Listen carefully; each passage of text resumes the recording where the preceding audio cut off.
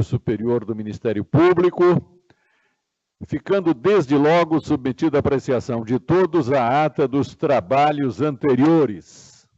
Não havendo objeções, fica a ata aprovada. Não há comunicações da presidência, a não ser a comunicação de que o senhor presidente, Procurador-Geral de Justiça, deverá chegar dentro de alguns minutos, razão da nossa passageira presença nesta cadeira. Vamos às manifestações de pesar. Nós temos uma manifestação de pesar pelo falecimento do senhor Carlos Ferreira da Rosa, pai da doutora Maria Alice Ferreira da Rosa, procuradora de justiça aposentada, e sogro do doutor Antônio Aparecido Conte, procurador de justiça aposentado. Fica consignada a nossa manifestação de profundo pesar pelo passamento do senhor Carlos Ferreira da Rosa. Será comunicada à família enlutada. Comunicações dos senhores conselheiros. Doutor Rochel ausente, doutor Júlio. Senhor presidente, eu não tenho nenhuma comunicação, só queria cumprimentá-lo, assim como a senhora corregedora, o senhor secretário, os demais colegas de colegiado, os colegas que nos assistem pela web, senhores jornalistas e funcionários, e desejar a todos uma boa sessão. Doutor Rossini. Sem comunicações, senhor presidente. Doutor Giuliotti. Sem comunicações, senhor presidente. Doutor Hamilton. Senhor presidente, bom dia, senhora corregedora, senhores secretários, ilustres colegas, pessoas que nos assistem, senhores servidores da imprensa, prazer a todos. Eu tenho uma comunicação que é a seguinte, acho que no final do ano passado, eu trouxe a esse conselho uma preocupação com relação aos procedimentos que chegavam referentes à adulteração de combustível e também aquela fraude que se faz nas bombas, que acaba computando valor maior do que é colocado no tanque do combustível dos veículos e tal. E recebi a autorização desse colegiado para conversar com o centro de apoio, conversar com o doutor Tiago, e o fiz. Conversei com o doutor Tiago porque da minha preocupação, que a maioria dos procedimentos ele chegava única e exclusivamente com a atuação administrativa, e com a atuação administrativa ele já era arquivado. E me pareceu que em alguns casos isso podia acontecer, mas em alguns casos era melhor dar uma olhada a mais.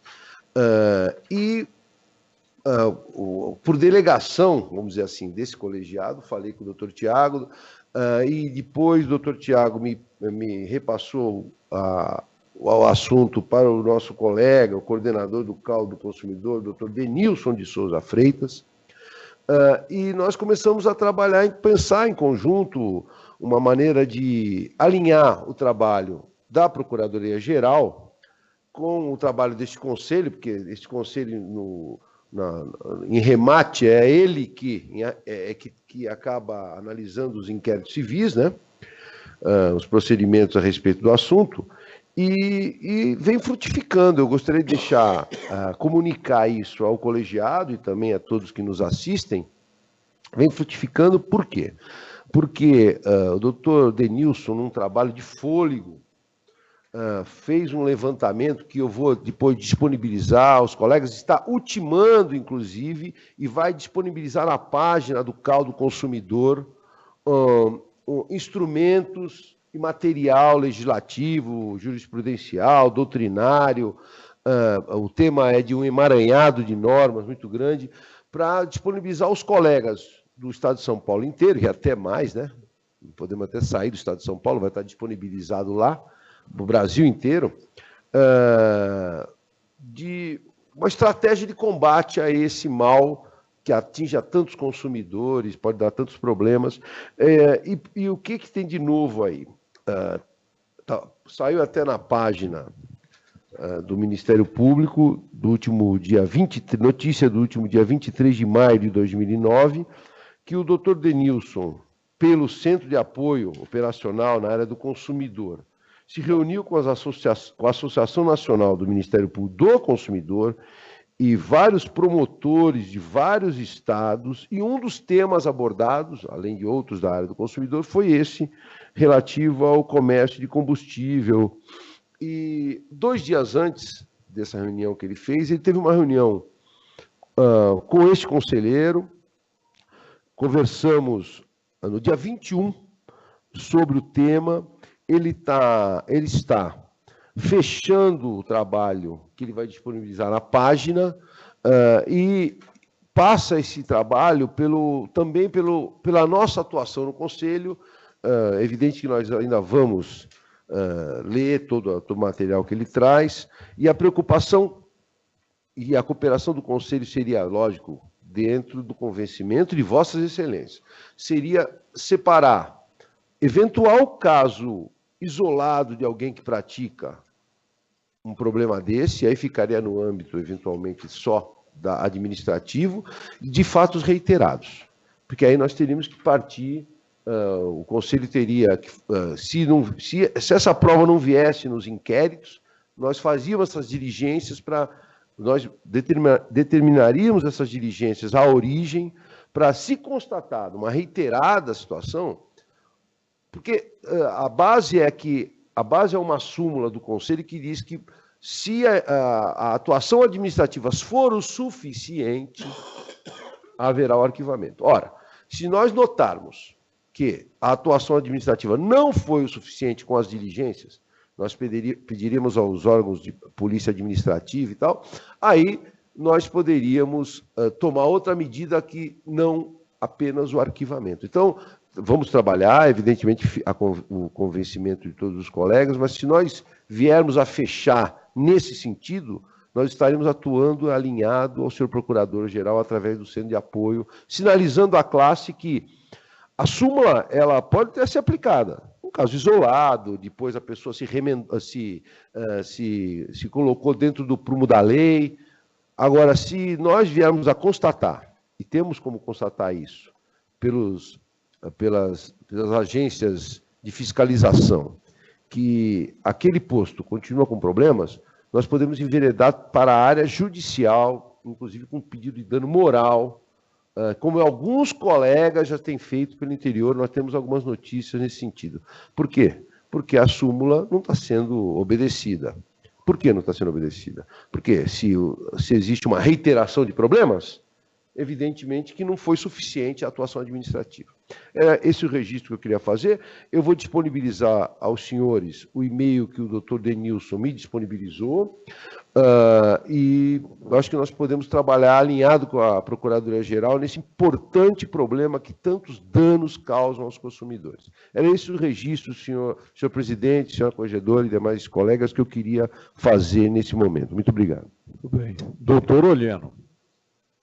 Bom dia, senhor presidente, senhora corregedora, senhores conselheiros e todos aqueles que nos assistem. É só desejar uma ótima reunião. Doutora Ana Margarida. Senhor Procurador-Geral em exercício, senhora corregedora, senhores conselheiros, bom dia a todos e bom trabalho. Doutora Tereza. Cumprimentar o senhor Procurador-Geral em exercício, ilustres secretários, nobres colegas de conselho, demais funcionários aqui presentes e todos que nos assistem. Gostaria só brevemente de trazer uma informação que semana passada nós fizemos uma visita de inspeção na Promotoria de Habitação e Urbanismo, e a novidade disso estaria no fato de que pela primeira vez nós realizamos uma visita temática. A escolha do assunto foi moradia, né? Um assunto que realmente desafia, vamos dizer, o país como um todo, pode-se dizer que não só São Paulo, mas a capital também. E a ideia, realmente, claro, depois eu até pretendo apresentar o relatório aqui, porque não será um relatório De atividade individual, isso é uma outra situação, né? Mas um relatório que a gente pretende, com esse tipo de visita de inspeção temática, é proporcionar um relatório, basicamente, do que vem sendo feito, não é? Na promotoria, por ser uma promotoria, evidentemente, com destaque, uma promotoria que exerce uma função muito relevante, né? Com esse tema específico é tratado, habitação e urbanismo, e a moradia dentre eles. Então, trazer esse relatório e a ideia também da Corregedoria de, eventualmente, se for necessário, contribuir até com sugestões para o aprimoramento. Enfim, a ideia, dentro da linha da Corregedoria, que é muito também de orientação e de um trabalho conjunto, é isso, é conhecer realmente com profundidade esse tema, porque muitas vezes a gente fazendo só análise de todo o material que eles têm, acaba se perdendo um pouco o foco, porque são, evidentemente, vários assuntos, né? Então, o que a gente quis foi realmente focar nessa questão, nesse primeiro momento, nessa primeira avaliação que será feita dessa forma, e quero dizer também, agradecer muito aí que nós contamos para a realização dessa visita com a presença de 3 ilustres colegas, procuradores de justiça, o doutor Freitas, o doutor Malaquias, o doutor Luiz Antônio de Souza, que generosamente vieram aí compartilhar a expertise que todos os 3 têm nessa área para essa primeira avaliação, juntamente com a demais equipe de assessores da Corregedoria.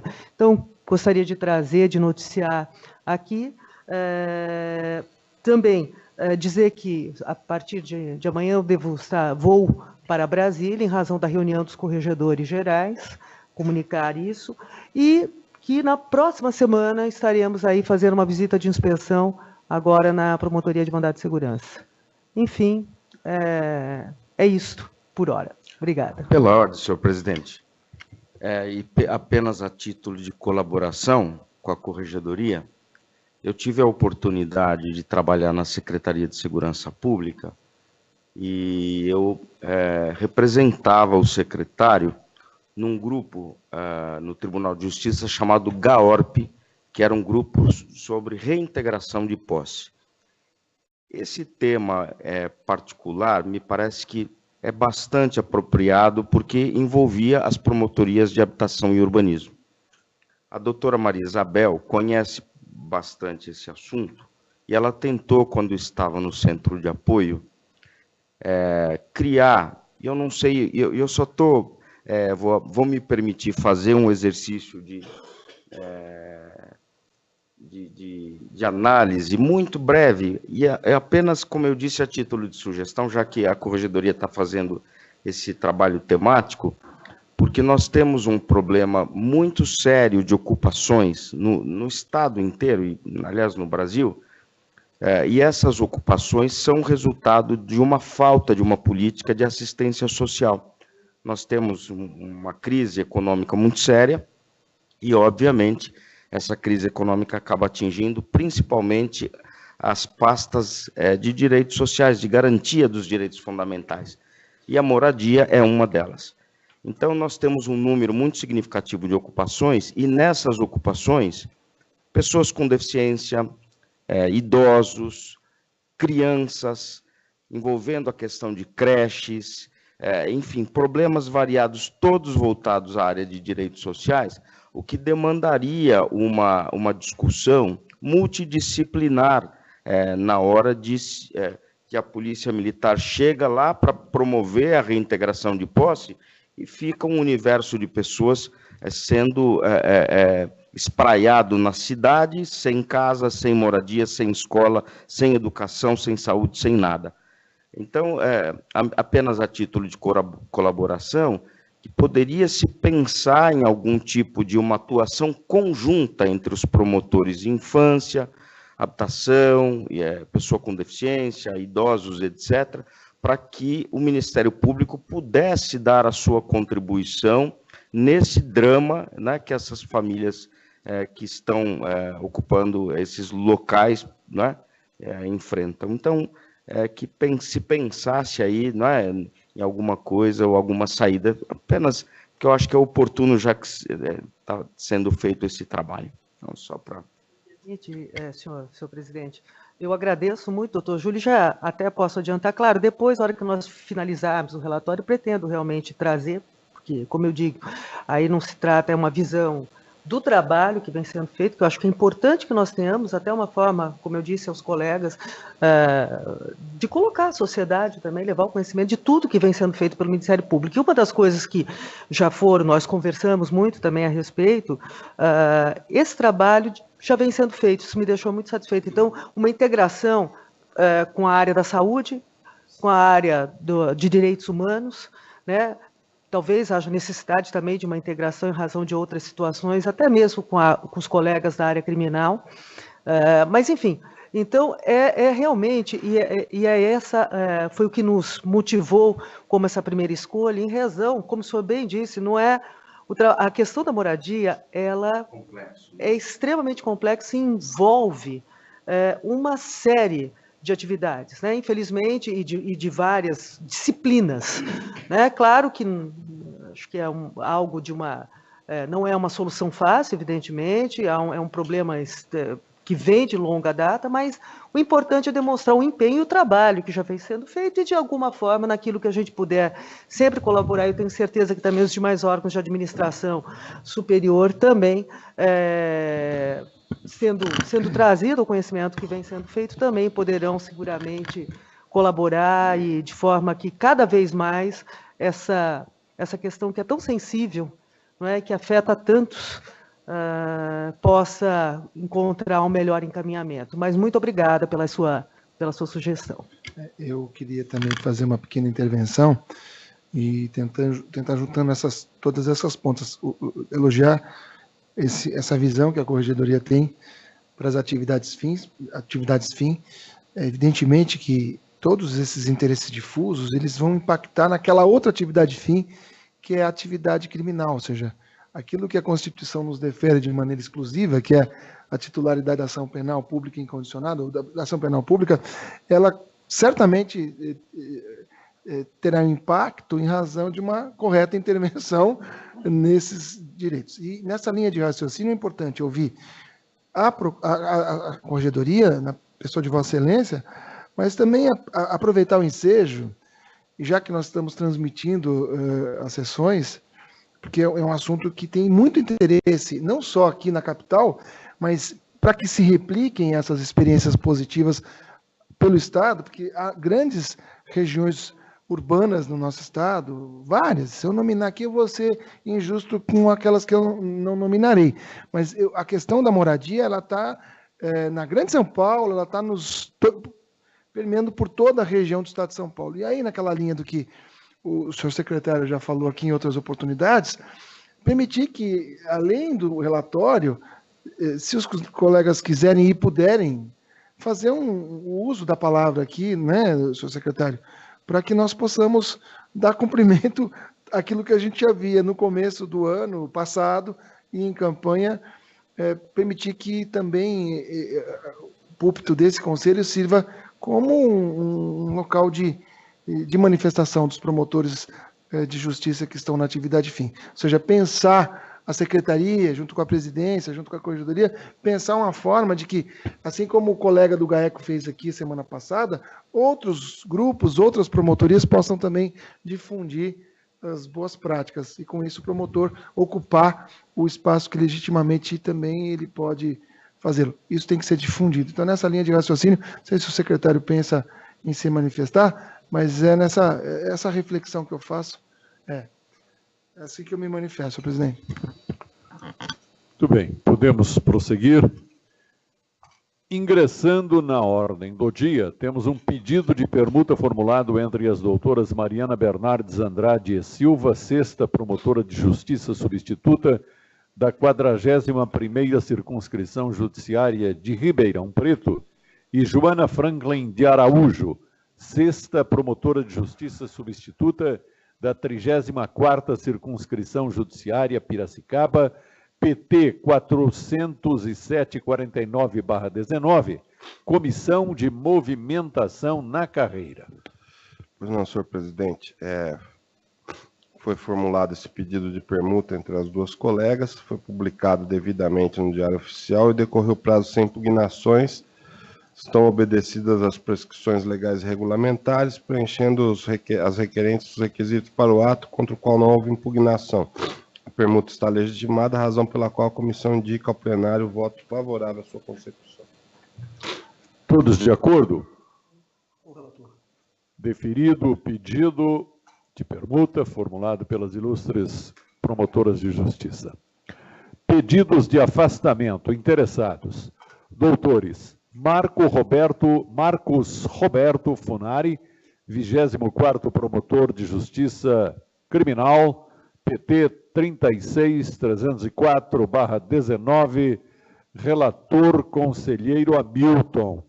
Consulto se esses pedidos serão aprovados em bloco, apreciados em bloco, ou se haverá apresentação de votos. Destaque, o resto deve ser, como os votos são favoráveis em todos os demais, inclusive alguns que estão fora da pauta, e que eu gostaria de fazer a leitura após a leitura, Vossa Excelência, fazer a leitura desses que estão aí no item 2. O destaque, possivelmente, um pedido de vista do conselheiro Rossini em relação ao pedido de Renata França Sevidanes, primeira promotora de justiça substituta do Votuporanga. Muito bem. Então, prosseguindo com a leitura da relação, temos ainda Marcelo Batloni Mendrone, 59º promotor de justiça criminal, PT 38852/19, relator conselheiro Rochelle. Renata França, cujo pedido foi há pouco mencionado pelo ilustre secretário, sendo relatora a nobre conselheira Ana Margarida, e Antônio Lopes Monteiro, 64º procurador de justiça da Procuradoria de Justiça Criminal, PT 39492/19, cujo relator sou eu, e cujo voto de relatoria foi favorável na esteira do parecer da douta Corregedora-Geral do Ministério Público. Tem a palavra o doutor Olhano. Além desses pedidos, são incluídos como fora da pauta, mas já todos com parecer da Corregedoria favoráveis e com voto dos relatores também favoráveis, os seguintes: PT 40.354/19, em que o pedido é feito por Antônio Carlos da Ponte e a relatoria da conselheira Ana Margarida. PT 40356/19, do Dr. Roberto Barbosa Alves, cuja relatoria do conselheiro Rossini. Pedido PT 41.246/19, da doutora Roberta Amar Ferrante Alves, relatoria dos doutores Del Campo Rochelle, e PT 40.355/19, pedido da doutora Karina Besquiza Cione, da relatoria do doutor Rochelle. São todos com... a exceção do pedido formulado pela promotora de justiça substituta Renata França Sevidanes, todos são votos de relatoria favoráveis aos afastamentos requeridos.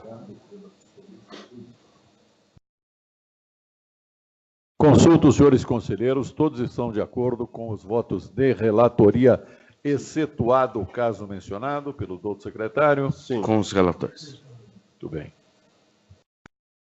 E o da Renata fica anotado o pedido de vista do conselheiro Rossini. Rossini, perfeito.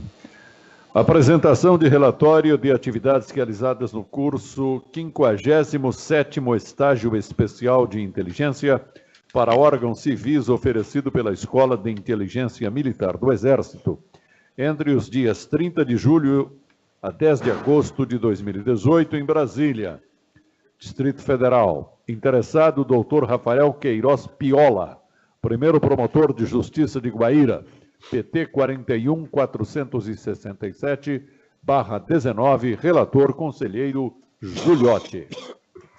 O doutor Rafael Queiroz Piola, primeiro promotor de justiça de Guaíra, apresenta relatório das atividades realizadas no curso de estágio especial de inteligência para órgãos civis oferecido pela Escola de Inteligência Militar do Exército, órgão integrante do Centro de Inteligência do Exército Brasileiro, do qual participou entre os dias 30 de julho e 10 de agosto de 2018, na cidade de Brasília. O afastamento do ilustre promotor de justiça foi autorizado por esse Conselho na sessão de 31 de julho de 2018.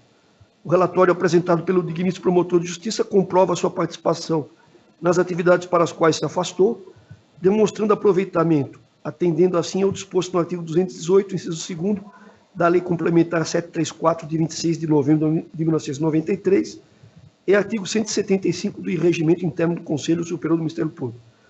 Cumpridas as determinações legais, aprovo o relatório e determino o arquivamento dos autos. Todos de acordo? De acordo. Acolhido o parecer do doutor relator, doutor Giuliotti. Eu acho que questões de inteligência não deveriam vir talhadas, né, como tal nesse conselho. Sessão de inteligência. É uma observação pertinente, realmente. É algo a ser pensado. Deveria tramitar em caráter sigiloso. Podemos. Todos sabem que esse moço tem um curso de inteligência, inclusive os nossos adversários. Nunca antes nós nos ativemos a isso. É uma observação válida. Está no elevador, pertinente. Sala da inteligência, 7º andar. Bem lembrado. Podemos pensar nisso ex nunc. Quanto ao passado, os agentes estão todos identificados, né? Inclusive este que vos fala. Piada a ser completa.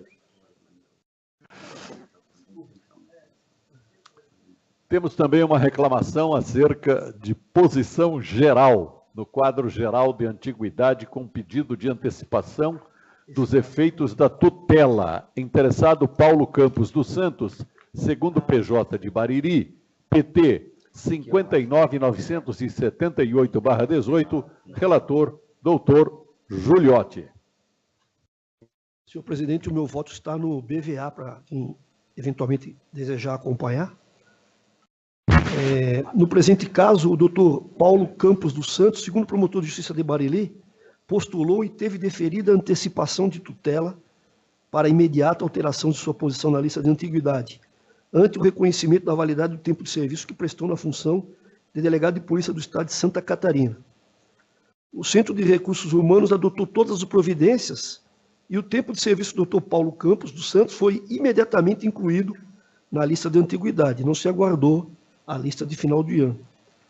Ocorre que, diante dessa alteração administrativa em relação ao Dr. Paulo Campos dos Santos, outros membros do Ministério Público que contaram administrativa tempo de serviço público ou estadual ou tiveram filhos no decorrer desse exercício e que estavam aguardando o próximo ano para que tais fatos surtissem efeito na lista de antiguidade, como usualmente se procedeu até então no âmbito do CRH, provocaram agora a administração pugnando pela imediata inserção desses fatores de desempate no quadro de geral de antiguidade, e não se aguardasse a publicação no final do ano.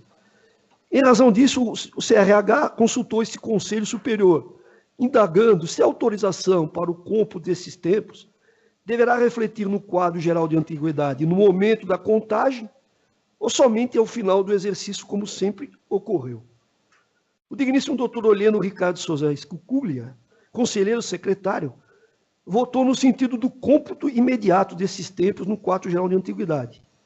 Propôs ainda que tal decisão se constitua normativa para casos futuros, de um modo que, uma vez deferida pela Diretoria-Geral a averbação de fatos que constituam critérios de desempate, seja determinado ao CRH que seu cômputo seja imediatamente realizado no quadro geral de antiguidade, promovendo-se, se for o caso, a reclassificação contemplada na respectiva lista de antiguidade, publicando-se a alteração no Diário Oficial.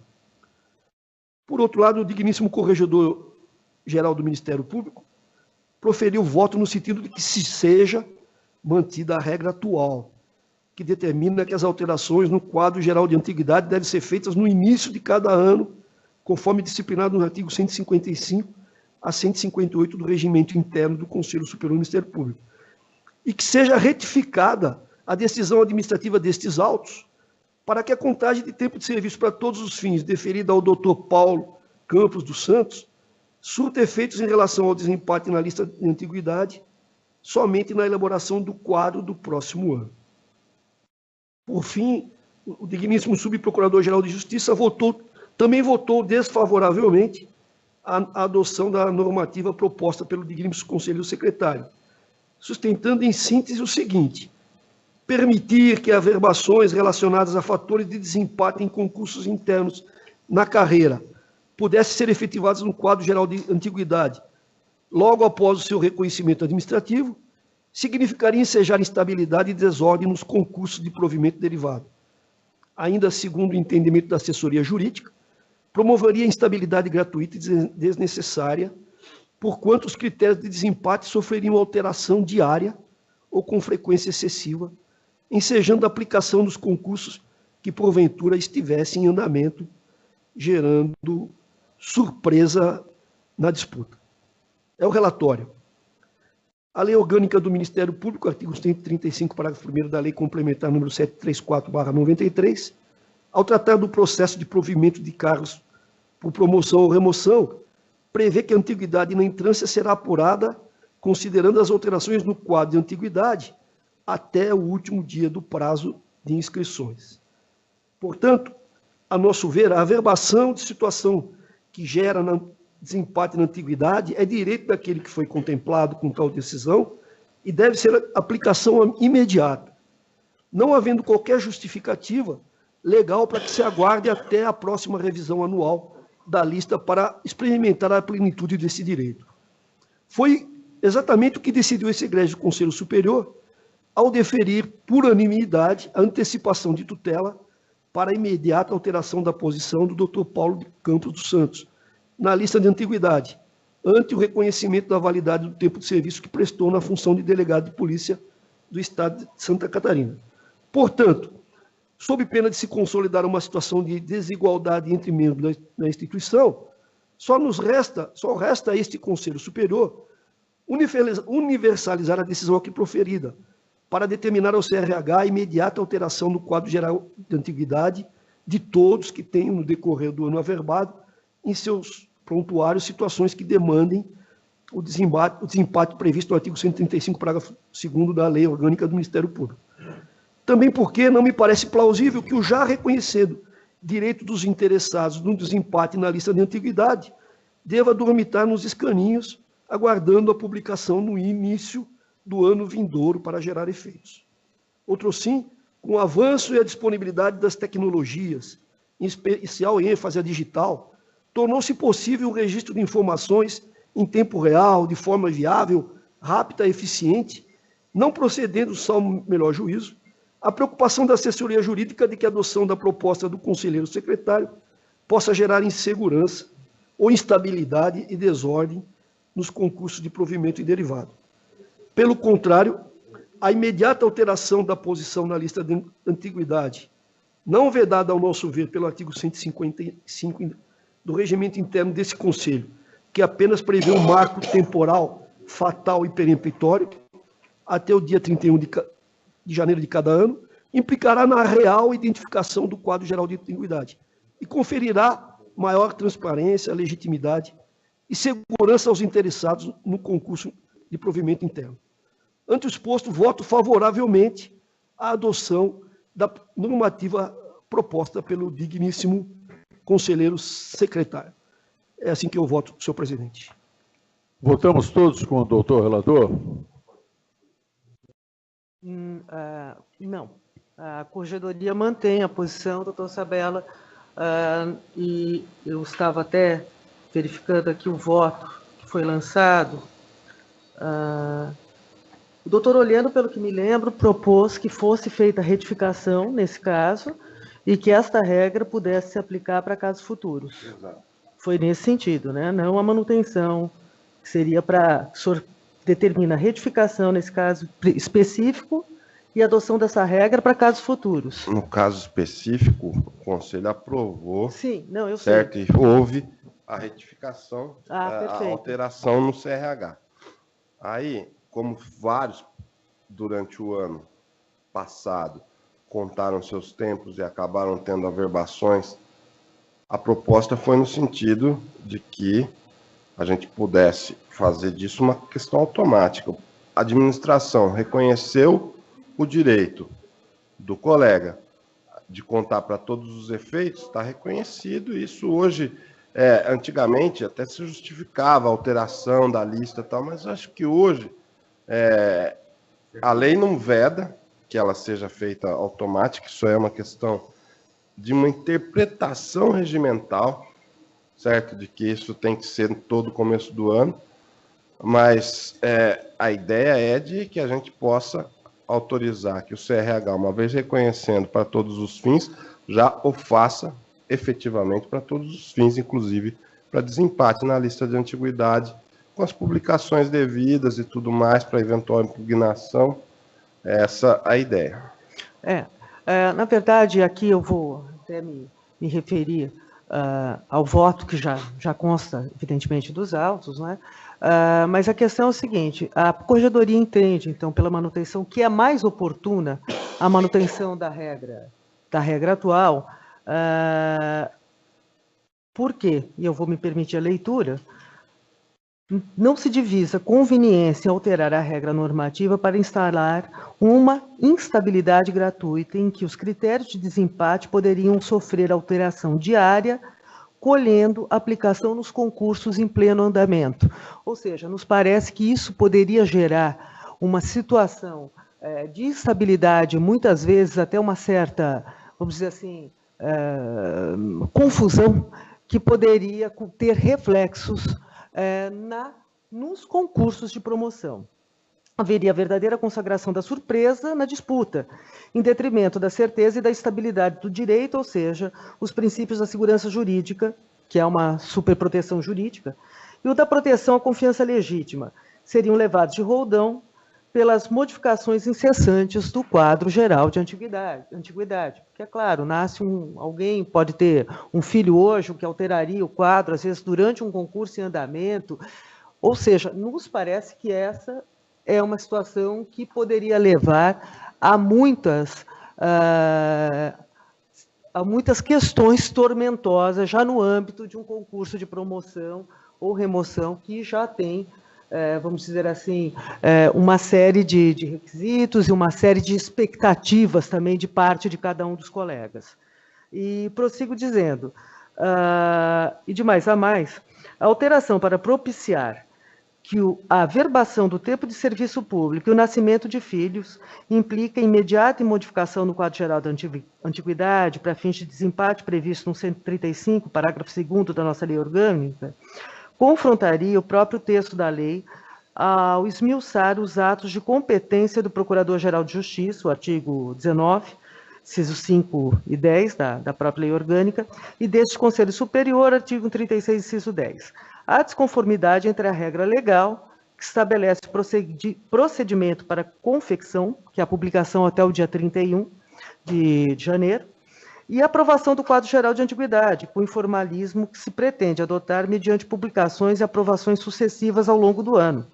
A cogitada modificação normativa incidiria em nítido vício de legalidade. Veja bem, vamos dizer que ao longo de um concurso, como eu já disse, nascimento de um filho, que alteraria a lista, isso, é claro que essa situação é uma, mas poderia haver outras situações, uma contagem de tempo por aqui, por exemplo, como ocorreu aqui, em que poderia dar ensejo a uma impugnação, por exemplo, da própria lista de antiguidade, que também há uma previsão, e isso com o concurso em andamento. Então, realmente nos parece muito, muito temerário optarmos por essa alteração, dado o quadro de estabilidade que nos parece assim, bastante nítido que poderá vir a ocorrer. Por essa razão, o voto da Corregedoria é no sentido da manutenção da atual regra de alteração do quadro geral de antiguidade.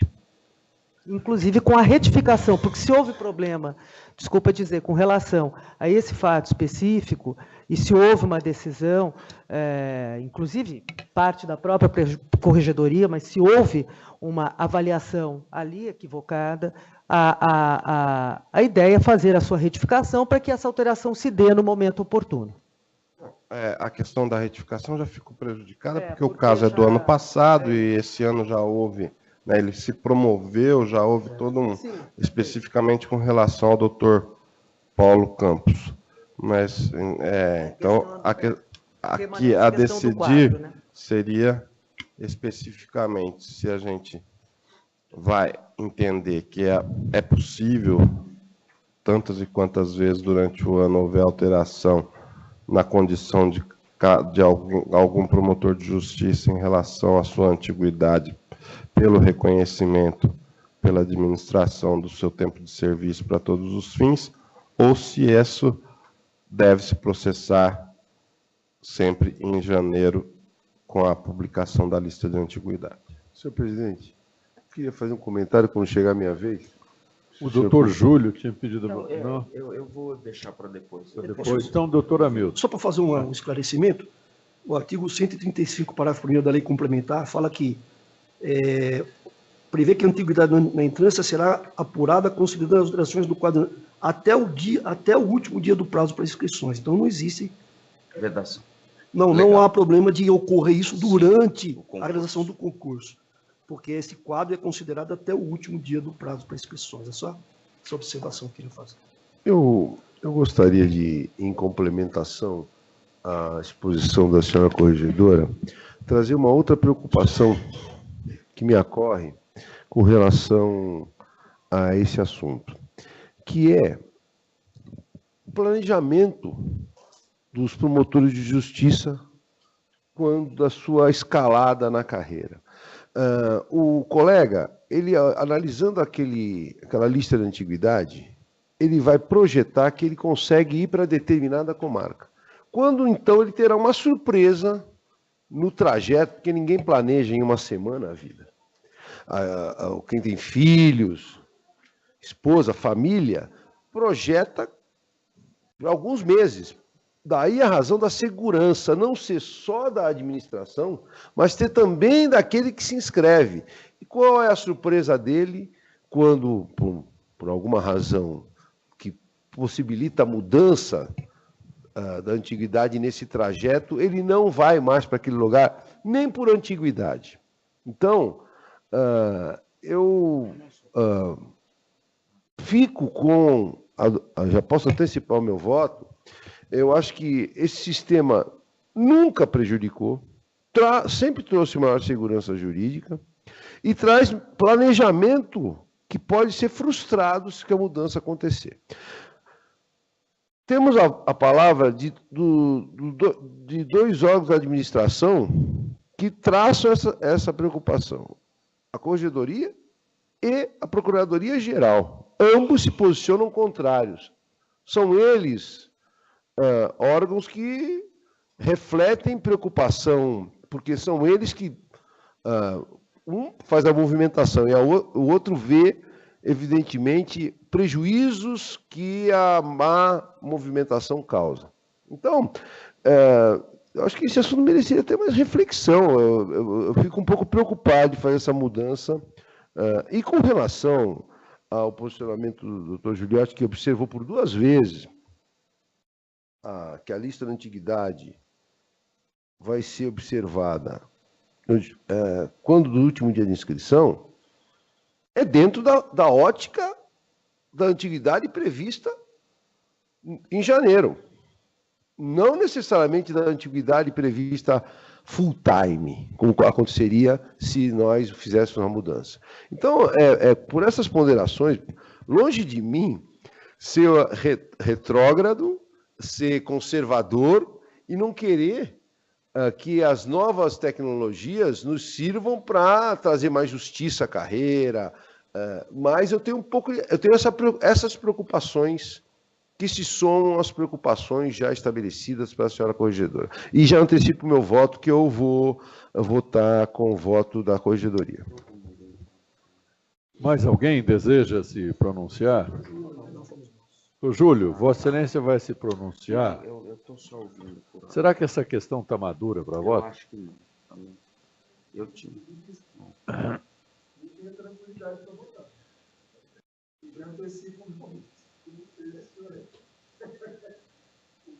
Bem, então vamos votar. Doutor Júlio, como vota? Eu confesso que eu não estou seguro de decidir isso. Eu vou pedir vista. Pronto. Muito bem. Vista do procedimento, o digno conselheiro, doutor Júlio.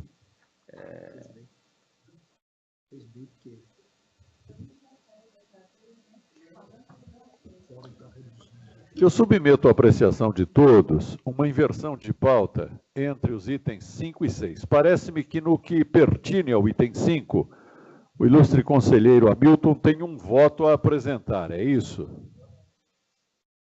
Com relação ao caso do interessado Diego Fernandes Barbosa, eu acho que temos votos, porque eu acho que o doutor Rossini ainda não apresentou o dele, que ele, na condição de primeiro... A relatora é a doutora Joiese, o doutor Rossini apresentou um voto divergente e eu pedi vista e apresentei um voto também, convergente com a relatora. Porque a minha dúvida é a seguinte, se há votos a serem lidos, talvez, e como é o penúltimo item da pauta, talvez nós pudéssemos trocar os itens 5 e 6, visto que no 6 a votação é feita em bloco. E aí, estão de acordo? Muito bem. Passando-se então ao item 6, remetendo-se ao item 5, a leitura final. Pedidos de residência fora da comarca, interessados. Doutores André Aguiar de Carvalho, terceiro, promotor de justiça de Mauá, PP 33945/19, relator conselheiro Rossini. Rita Assunção, primeira PJ de Mairinque, PT 37941/19, relator conselheiro Júlio. André de Freitas Paolinete Lozasso, 10º PJ de Mauá, PT 39511/19, relator doutor Juliotti. Ruth Caterine Anderson Pinheiro, 6ª PJ de Osasco, PT 37369/19, relator doutor Hamilton. Felipe de Melo Eusébio, 17º PJ de Osasco, PT 37223/19, relator Sabella. Igor Kozlovski, segundo promotor de justiça de Embu-Guaçu, PT 39990/19, relator doutor Juliotti. Luiz Fernando Bugiga Rebelato, terceiro PJ de Cotia, PT 38638/19, relator doutor Delcampo. Os pareceres da Egrégia Corregedoria Geral são favoráveis em todos estes pedidos e os votos de relatoria igualmente o são. No mesmo sentido, submeto em bloco a matéria e apreciação do Pela conselho. ordem, tem também o pedido da doutora, que está fora de pauta, doutora Rita de Cássia Yamashita Beca Sakai, PT é o número 40.06619, que também está nos mesmos termos de concordância, tanto da corregedoria quanto do relator. Com este PT acrescido, todos sob apreciação. O conselho concorda? Sim. Deferidas as autorizações para que todos os colegas citados residam fora de suas comarcas onde atuam. E, finalmente, passamos ao item 5, pela inversão, embargos de declaração referentes à representação civil, número 1023/2019-3, PT 21034/19, relatora conselheira Joiese, vista ao conselheiro Hamilton. Tem a palavra. Na verdade, senhor presidente, a vista ela é sucessiva, né? Ah, pois não. Eu pedi a vista, mas eu queria fazer uma breve, antes de propriamente entrar no mérito do voto. Essa questão já foi colocada, né? Acho que o doutor Hamilton fala no voto dele, com relação. primeira questão eu coloco, é pauta administrativa mesmo, senhor secretário? Porque se vem de um caso concreto que nós julgamos, de qualquer modo está aqui na pauta, é administrativa, é que se discute ou não a possibilidade, né? Eu perguntei por que estava na administrativa, Isso. é porque diz que não existe previsão Tá. de embargos para... Tá. Eu também acho, mas é só para constar. É só para constar. Eu preciso do número, doutor. Não, doutor Pedro, eu estou lendo aqui no BVA. Eu vou tentar achar no BVA. Não tenho, não estou localizando, não. Eu vou ter que doutor Pedro, desculpe. Eu vou ler o voto. Eu acho que farei rapidamente. Embargos de declaração e recursos contra indeferimento de representação. Patrimônio público, capital, representante, recorrente, /embargante, Diego Fernandes Barbosa. Representada São Paulo Transportes, recorrida à Promotoria do Patrimônio. Vou ler a emenda e vou ler o voto. Embargos de declaração, ausência de previsão no regimento interno do Conselho Superior do Estado de São Paulo. Cabimento. O novo Código de Processo Civil se aplica subsidiariamente aos procedimentos administrativos. Decisões do colegiado que reclamam fundamentação e podem ser atacadas pela via dos embargos de declaração, ausência de omissão, contradição, obscuridade ou erro material a aclarar. Embargos conhecidos, mas rejeitados. Cuidam os autos de embargos de declaração interpostos por Diego Fernandes Barbosa em face da decisão proferida pelo Conselho Superior do Ministério Público, que negou provimento ao recurso, por ele interposto em face do indeferimento de sua representação, os autos do procedimento número 1023/2019, por entender que se trata de direito individual, sem contornos de lesão ou risco de lesão a direito difuso, coletivo ou individual homogêneo, já na instauração de inquérito civil. Em resumida síntese, o embargante reitera as razões de fato de direito que entende pertinentes a caracterizar a improbidade por suposta ofensa à moralidade administrativa por parte da São Paulo Transportes, a SP Trans, ao negar a entrega de documentos que ele necessita para instruir a ação trabalhista, sem apontar, a nosso entender, qualquer omissão, contradição, obscuridade ou erro material a aclarar pela via escolhida. É o breve relatório do cabimento dos embargos de declaração. E eu devo confessar que, com autorização do autor, eu transcrevi integralmente o voto que é da lavra do conselheiro Eduardo Roberto Alcântara Del Campo, no inquérito civil 635 de 2017. Já, acho que ele é referido no voto do doutor Hamilton, faz referência a ele, de 8 de maio do ano passado. Inicialmente, do cabimento dos embargos de declaração. Inicialmente, desconsiderar a possibilidade ou não de cabimento dos referidos embargos, tendo em vista a ausência de previsão no regimento interno do Conselho Superior do MP. Os embargos de declaração do direito brasileiro, historicamente, constituem o meio pelo qual se busca aclarar a obscuridade, solucionar a contradição ou suprir a omissão verificada na decisão embargada. Os embargos de declaração não objetivam, portanto, desconstituir a decisão questionada. Ao contrário, constitui um mecanismo que tem por fulcro trazer harmonia lógica e clareza às decisões quando, por alguma razão, existem dificuldades que impedem sua compreensão e consequente execução. Quanto à natureza jurídica, alguns autores como Vicente Greco Filho, José Carlos Barbosa Moreira, Nelson Nery Júnior e Moacir Amaral Santos entendem que os embargos de declaração constituem espécie de recurso. Para eles, a matéria vem disciplinada como tal no Código de Processo Civil, embora os embargos não modifiquem substancialmente o deciso, constitui impugnação que busca novo pronunciamento, embora limitado sobre a questão já decidida. Em sentido contrário, outros autores sustentam que, por não objetivarem reforma da decisão, não configura espécie recursal, mas mero procedimento incidental que busca o aperfeiçoamento da maneira pela qual a decisão atacada se materializou. Nesse sentido, merecem menção, dentre outros, os magistérios João Monteiro, Cândido Oliveira Filho e Antônio Cláudio da Costa Machado. Essa nos parece a melhor doutrina, até porque, mesmo providos os embargos e ressalvada a hipótese de infringência, a decisão será mantida em seu interesse, apenas aclarada de modo a permitir sua execução. Constitui simples meio de correção e integração, mas nunca de impugnação da ideia expressa pela decisão questionada. Além disso, reforçando essa posição, se anotar que não reclamam preparo. Não há inversão da sucumbência para sua oposição, não é necessária demonstração de prejuízo ou gravame, bastando que a decisão embargada contenha qualquer ponto que enseje declaração ou complementação. Espécie de recurso ou não, os embargos de declaração não se submetem a juízo de admissibilidade. Objetivos: tempestividade, adequação, motivação e regularidade procedimental.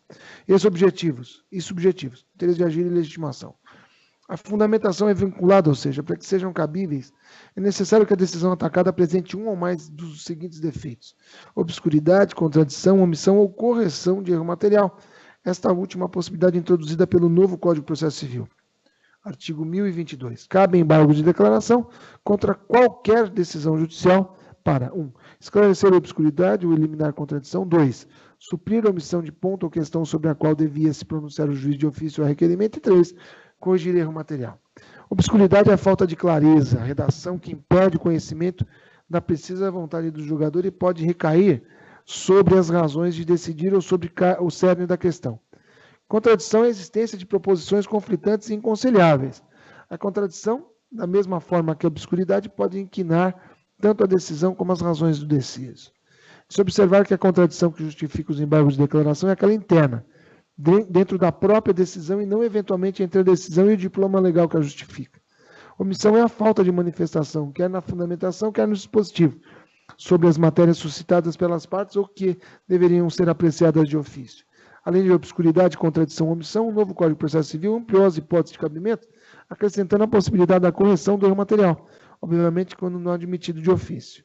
Mais ainda, ao explicitar parágrafo único do artigo 1022, o que seria uma decisão omissa, incluiu, no inciso 2º, referência ao artigo 489, parágrafo 1º, cuja redação é: parágrafo 1º. Não se considera fundamentada qualquer decisão judicial, seja ela interlocutória, sentença ou acórdão, que 1. Se limitar a indicação, a reprodução, a paráfrase de ato normativo sem explicar sua relação com a causa ou a questão decidida. 2. Empregar conceitos jurídicos indeterminados, sem explicar o motivo concreto de sua incidência no caso. 3. Invocar motivos que se prestariam a justificar qualquer outra decisão. 4. Não enfrentar todos os argumentos deduzidos no processo capazes de, em tese, infirmar a conclusão adotada pelo julgador.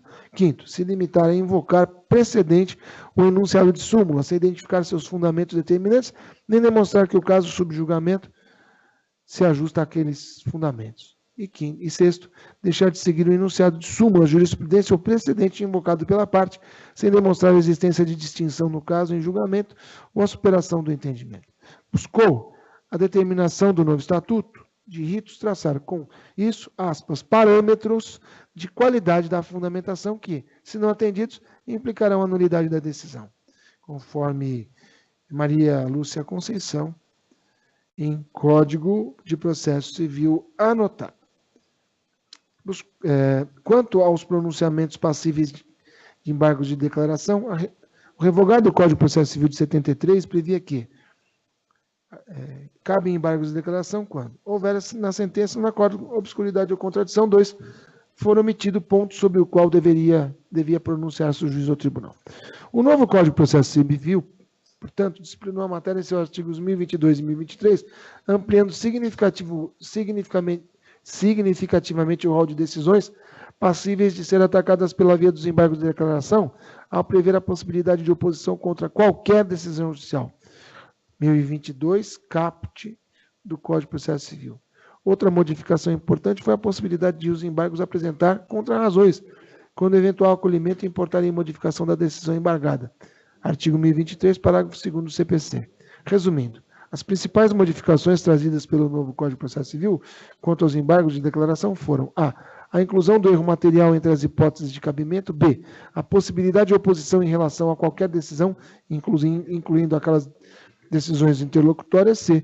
A configuração legal dos casos de omissão ontológica, relacional, direta, indireta e quando verificadas as hipóteses elencadas no artigo 489, parágrafo 1º do CPC, conforme Alden Joston Barbosa Araújo. Posto isso, passemos à análise do cabimento dos embargos nas decisões administrativas. O novo Código de Processo Civil entendeu expressamente sua aplicação subsidiária aos processos eleitorais, trabalhistas ou administrativos. É literal o artigo 15 do CPC. Na ausência de normas que regulem processos eleitorais, trabalhistas ou administrativos, as disposições deste Código lhe serão aplicadas supletivas subsidiariamente. A Lei 9784/99, que regula o processo administrativo no âmbito da administração pública federal, prevê expressamente em seu artigo 2º a necessária obediência aos princípios da legalidade, finalidade, motivação, razoabilidade, proporcionalidade, moralidade, ampla defesa, contraditório, segurança jurídica, interesse público e eficiência. A disposição tem por objetivo regular, no âmbito infraconstitucional, o cumprimento do artigo 5º, incisos 44 e 45 da Constituição Federal, uma vez que, para garantir o devido processo legal, há que se garantir ao menos o contraditório e ampla defesa. Ora, impossível garantir os princípios mencionados sem permitir aos litigantes em processos administrativos a possibilidade de questionamento das decisões dele proferidas. Esse é o magistério de Celso Antônio Bandeira de Mello, que defende a recorribilidade das decisões administrativas sempre que o recurso puder contribuir para que tais decisões sejam mais adequadas, justas e corretas. Aspas. Deveras, seriam impossíveis o contraditório e ampla defesa constitucionalmente previstos sem audiência do interessado, acesso aos elementos do expediente e ampla instrução probatória. Assim, também seria impossível exercitá-los eficientemente sem direito a ser representado e assistido por profissional habilitado. De outra parte, uma vez que o texto constitucional fala em recursos a ela inerentes, isto é, inerentes à ampla defesa, fica visto que terá de existir revisibilidade da decisão, a qual será obrigatoriamente motivada, pois se não fosse, não haveria como atacá-la na revisão. Curso de Direito Administrativo, 2006, página 485. Lembramos que acerca da motivação dos atos administrativos, a Lei Federal 9.784, de 29 de janeiro de 1999, estabelece, a respeito dos atos administrativos, que esses devem ser motivados quando? E aí, o rol do artigo 50. Os atos administrativos serão motivados com indicação dos fatos e dos fundamentos quando? 1. Neguem, limitem ou afetem direitos ou interesses. 2. Imponham ou agravem deveres, cargos ou sanções. 3. Decidam processos administrativos de concurso ou seleção pública. 4. Dispensem ou declarem a inexigibilidade de processo licitatório. 5. Decidam recursos administrativos. 6. Decorram de reexame de ofício. 7. Deixem de aplicar jurisprudência firmada sobre questão ou discrepem de pareceres, laudos, propostas e relatórios oficiais. 8. Importa a anulação, revogação, suspensão ou convalidação de ato administrativo. Parágrafo 1º. A motivação deve ser explícita, clara e congruente, podendo consistir em declaração de concordância com fundamentos de anteriores pareceres, informações, decisões ou propostas, que, neste caso, serão parte integrante do ato. Parágrafo 2º. Na solução de vários assuntos da mesma natureza, pode ser utilizado meio mecânico que reproduz os fundamentos das decisões, desde que não prejudique o direito ou garantia dos interessados. Parágrafo 3º. A motivação das decisões de órgãos colegiados ou comissões de decisões orais constará da respectiva ata do termo escrito. A hipótese de manifestação do Conselho Superior do Ministério Público determinada pelo artigo 221 do seu regimento interno e que encontra respaldo nos artigos 36, incisos 24 da Lei Complementar Estadual número 734 de 26 de novembro de 93 e artigo 9º da Lei 7347 de 24 de julho de 85, amolda-se na determinação do artigo 50, inciso 5º da Lei 9784 de 99, decisão de recurso administrativo. Nosso regimento interno. Sujeita-se à homologação do Conselho Superior qualquer promoção de arquivamento de inquérito civil ou peças de informação, bem como indeferimento de representação que contenha peças de informação alusivos à defesa de interesses difusos, coletivos ou individuais homogêneos. Lei Complementar Estadual, nossa lei orgânica, artigo 734/93. São atribuições do Conselho Superior, inciso 24, exercer outras atribuições previstas em lei. E Lei 7347 de 85. Artigo 9º. Se o órgão do Ministério Público, esgotadas todas as diligências, se convencer da existência de fundamento para a propositura de ação civil, promoverá o arquivamento dos autos do inquérito civil ou das peças informativas, fazendo-o fundamentadamente. Parágrafo 1º. Os autos do inquérito civil ou das peças de informação arquivadas serão remetidas sob a pena de se incorrer na falta grave, no prazo de 3 dias ao Conselho Superior do Ministério Público.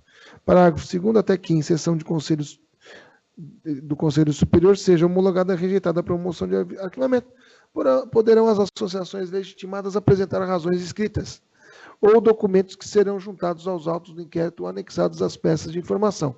Parágrafo 3º. A promoção de arquivamento será submetida a exame de deliberação e deliberação do Conselho Superior desse Ministério Público, conforme dispuser o regimento. E quarto, deixando o Conselho Superior de homologar a promoção de arquivamento, designará desde logo outro órgão do MP para o ajuizamento da ação. Ora, tendo em vista que, com o advento do novo Código de Processo Civil, Lei Federal nº 13.105 de 2015, suas disposições passaram a ser expressamente aplicáveis aos processos administrativos e, considerando que as decisões deste Conselho, que homologam ou não as moções de arquivamento dos inquéritos civis ou de rejeição das representações devem ser necessariamente fundamentadas, não há como negar a aplicabilidade dos embargos de declaração à hipótese. Ensina Alden Johnston Barbosa Araújo. Aspas, a embargabilidade de qualquer tipo de decisão é uma consequência relevantíssima da aplicação do novo Código de Processo Civil aos processos administrativos, já que no cotidiano de quem lida com a administração pública é deveras comum se deparar com decisões irrecorríveis, seja porque esgotados todos os recursos previstos em lei ou regulamento, ou principalmente porque a legislação aplicável não prevê a possibilidade de recurso. Mas, sem dúvida, a principal consequência da utilização do recurso de embargo de declaração é a possibilidade de utilizar uma excelente ferramenta para fiscalizar o cumprimento do princípio da motivação por parte da administração pública quando da prática de seus atos, principalmente quando da tomada de suas decisões em processos administrativos. Assim, sempre que uma decisão administrativa restar motivada no âmbito de qualquer tipo de processo administrativo, disciplinar, de licenciamento, licitatório, sancionador, tributário, etc., a utilização dos embargos de declaração será a medida adequada para compelir a administração pública e sanar vícios da falta de motivação. Quanto ao mérito, superada a questão do cabimento conhecidos os embargos de declaração, porque tempestivos, passemos à análise do mérito. Insurge-se o embargante quanto ao unânime desprovimento do seu recurso, por ter se entendido se tratar de direito individual, sem contornos de lesão, risco de lesão a direito difuso, coletivo ou individual homogêneo, e ensejar a instauração de inquérito civil. Em resumida síntese, o embargante reitera as razões de fato de direito que entende pertinente a caracterizar a improbidade, por suposta ofensa à moralidade administrativa pela SP-Trans, ao negar a entrega de documentos que ele necessita para instruir a ação trabalhista, que pesem suas ponderações, não há qualquer obscuridade, contradição, omissão ou erro material que deva ser sanado, mas sim, repita-se, questão de fundo, já enfrentada e decidida em seu interesse. Sendo assim, no mérito, se rejeitar os embargos opostos. É o voto. Portanto, senhor presidente, o voto é pelo conhecimento dos embargos, mas a rejeição deles quanto ao mérito. Senhor presidente. Doutor Hamilton, tem a palavra. Eu fiz um voto vista após o voto da ilustre relatora, doutora Joiese, que era no sentido, como eu vou colocar aqui, do não cabimento, o doutor Rossini apresentar voto divergente e eu peço vista, dentro daquela possibilidade da última vista do regimento, e apresentei voto vista, vou ler a ementa. Embargo de declaração, não cabimento, princípio da taxatividade recursal, a não permitir ampliação não desejada pelo legislador, no caso, normatizador. Ausência de lacuna normativa a possibilitar a aplicação do princípio da subsidiariedade do novo Código de Processo Civil. Função integrativa da norma possível apenas na hipótese de vazio normativo não existente. Opção expressa de vedação e também lógica quando realizada tão só em tópico distinto do regimento, a não indicar escolha regulamentar e não vazio a ser integrado. Incidência prejudicial ao interesse público, ocasionando alongamento temporal da suspensão do inquérito civil em caso de recurso contra a sua instauração. Paralisação no início ou continuidade da investigação. Precedente deste colegiado, julgado em maio de 2018, portanto aniversariando um ano, pelo não conhecimento dos embargos de declaração, no mérito em observância ao princípio da eventualidade, caso conhecido recurso, ausência de omissão, contradição, obscuridade ou erro material a aclarar, embargos rejeitados. O relatório.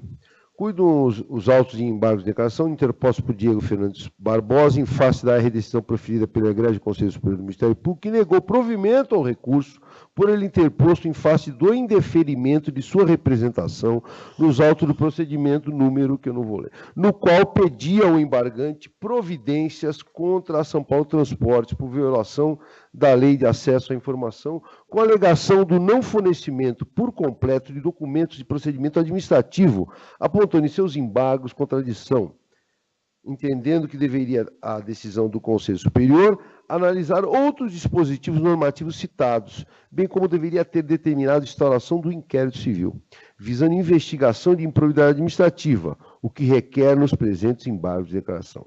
Distribuídos os embargos de declaração à ilustre conselheira relatora, a doutora Joiese Filomeno Teoto Bufulin Salles, Sua Excelência, na sessão de 2 de abril de 2019, ofereceu voto de não conhecimento, apontando como fundamento a ausência de previsão regimental para a interposição de embargos, anotando haver no regimento interno do Conselho Superior do Ministério Público de São Paulo apenas, abro aspas, a previsão desse recurso nos casos do artigo 136 a 139, inseridos no título 6 da remoção e da disponibilidade compulsória. O nosso Conselho só colocou no regimento nesta hipótese, diz a doutora relatora. Após a declaração de voto de relatoria, pediu visto o digníssimo conselheiro Augusto Eduardo de Souza Rossini, trazendo-os aos autos para a sessão de 14 de maio último, conjuntada de voto no sentido do conhecimento dos embargos de declaração com sua rejeição pelo mérito. Já conhecia o voto do doutor Rossini, porque foi juntado aos autos, lido só agora.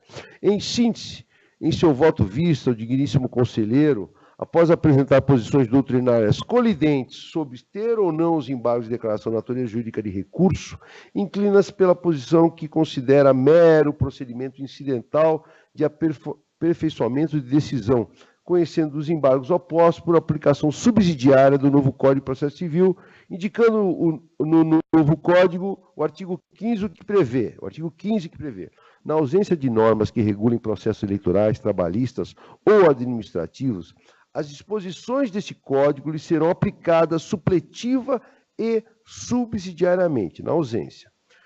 Obtempera ainda o ilustre conselheiro que o processo administrativo deve observar os princípios do devido processo legal, citando a Lei Federal número 9.784, de 99, que o disciplina, e a necessidade de motivação das decisões. Na referida sessão de 14 de maio, solicitei e a mim foi concedida a vista dos autos com adiamento da conclusão do julgamento. É o breve relato. Fundamentação. Acompanhando o voto de relatoria e pedindo vênia ao digníssimo conselheiro Augusto Eduardo de Souza Rossini, posiciono-me pelo não conhecimento dos embargos, por ausência de um dos requisitos de admissibilidade, o cabimento.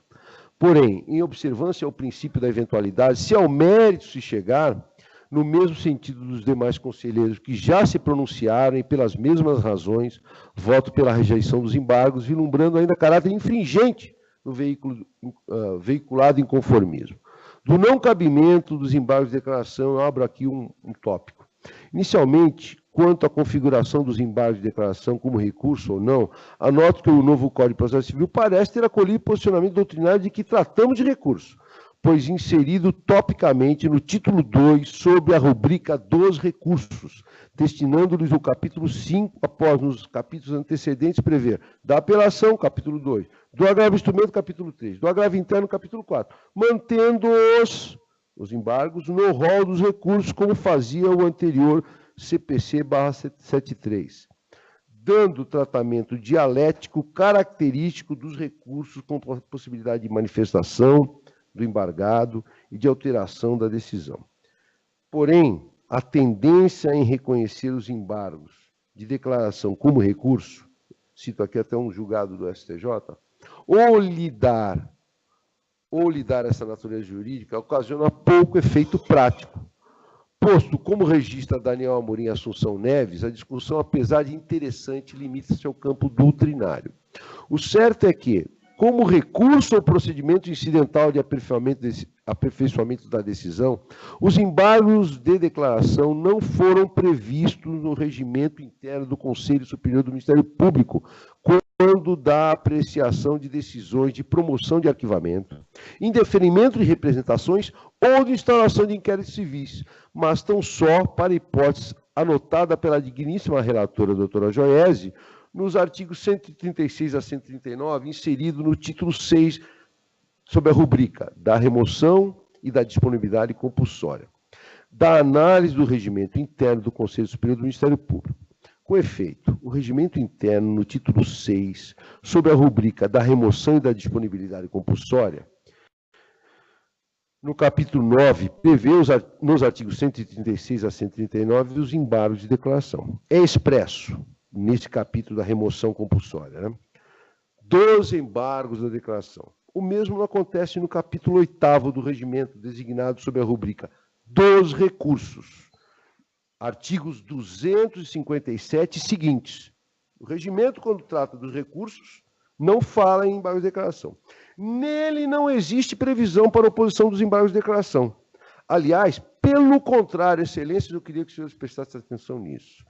Aliás, pelo contrário, por opção expressa, constou no regimento, artigo 247, das deliberações do Conselho de que cuida este capítulo, não caberá recurso ou pedido de reconsideração. O 247, ele é taxativo no sentido, não caberá recurso nas deliberações do Conselho de que cuida este capítulo. O acima transcrito no artigo 247 localiza-se no capítulo 4, que disciplina do arquivamento.